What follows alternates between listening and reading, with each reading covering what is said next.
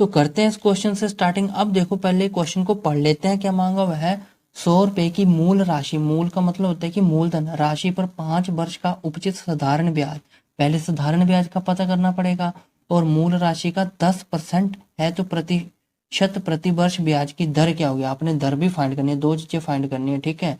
तो सबसे पहले देखो क्या करना पड़ेगा हमें। ये मूल राशि है, ट्रिक के साथ बताऊंगा आपको। ये मूल राशि और ये भी मूल राशि का 10%, ठीक है। तो आपको पता है कि मूल राशि कितनी है आपके पास, 100 रुपया इतनी है। अब देखो ये मूल राशि परसेंटेज में भी दे रखी है, तो आपने एक काम करना है, दो मूल राशि है आपके पास। तो देखो ये 100 रुपया मैंने उठाया, इसको जब भी परसेंटेज में आ जाए तो मल्टीप्लाई कर दो। ये परसेंटेज टूटेगा तो किसका आ जाएगा, 100 का आ जाएगा, ठीक है। तो देखो एक जीरो से एक जीरो मर गया, एक जीरो से एक जीरो मर गया, तो आपके पास बच गया 10। और ये 10 आपका आया है, ये आया है साधारण ब्याज, ठीक है। अगर ट्रिक पसंद आई है तो आपने इस चैनल को लाइक शेयर और सब्सक्राइब जरूर करना है। ओके, फिर से देख लो। ये मूल राशि है और ये मूल राशि का 10% दे रखा है, तो आपने ये मूल राशि उठाया, ठीक है, तो इसके साथ मल्टीप्लाई कर दिया और इसका 10% निकाल लिया इजी से मूल राशि का। तो जो कटा वो हमने लिख लिया इधर, ठीक है। पता है ना ये परसेंट 100 कैसे है, परसेंटेज टूटता है तो 100 आता है। ओके, ये आपका आ गया साधारण ब्याज। अब हमसे क्या पूछा है कि ब्याज की दर, दर पूछी हुई है तो हमने क्या फाइंड करना है, दर फाइंड करना है। तो अभी फार्मूला लगाते हैं, साधारण ब्याज का ही फार्मूला लगा देते हैं। सर साधारण ब्याज का फार्मूला पूछा तो दर है, कोई बात ना, फी लेते जाओ। देखो ये मूलधन आ जाएगा, ये दर आ जाएगा, ये आपके पास समय आ जाएगा, ठीक है।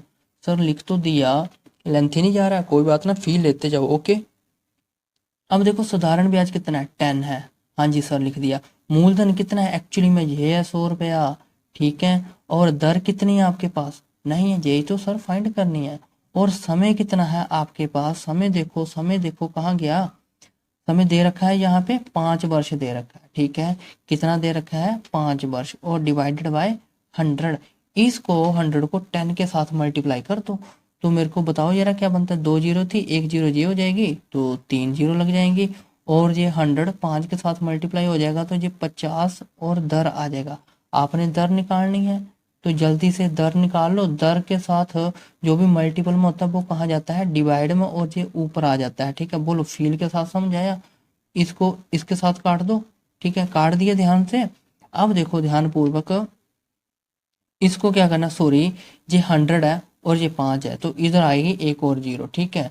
अब देखो एक जीरो से एक और जीरो मर जाएगा, 5 2 या 10, तो आपके पास आ गया 2% दर आ गई, ठीक है। समझ आ गया ये क्वेश्चन।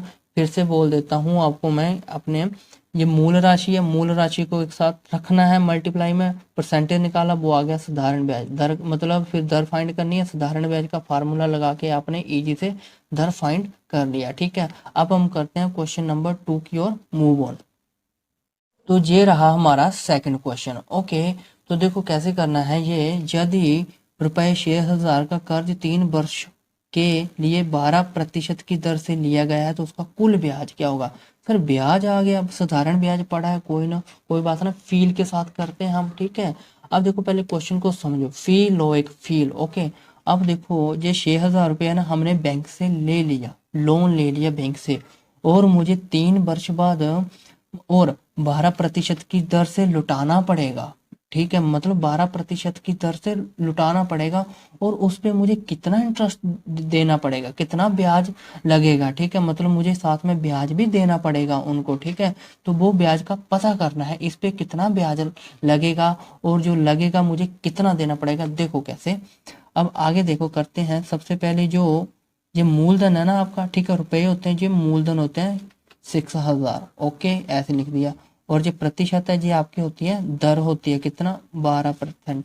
और ये कितना समय है आपके लिए, देखो जल्दी से 3 वर्ष है, ठीक है। कितना है, 3 वर्ष। जल्दी से ब्याज का फार्मूला लगा दो। देखो ब्याज को ही साधारण ब्याज बोलते हैं, हाँ जी सर, ओके कोई बात ना, हाँ साधारण को ही, मतलब ब्याज को ही साधारण ब्याज बोलते हैं। तो आप फार्मूला लगा दो, मूलधन दर इनटू समय, बोलो ठीक है, और डिवाइडेड बाय 100। साधारण ब्याज निकालना है आपने, मैं शॉर्ट फॉर्म में लिख लेता हूँ इस बार। ओके, मूलधन कितना आपके पास, 6000, दर कितनी है आपके पास 12, और ये 3, और नीचे कितना आ गया 100, 2 जीरो से 2 जीरो मर गई, और कितना आ गया 60 बच गया। ओके, और कितना बच गया 12 3 या 36, और 36 को 6 के साथ मल्टीप्लाई किया तो मेरा बनता है 2160। ठीक है, तो ये आंसर है।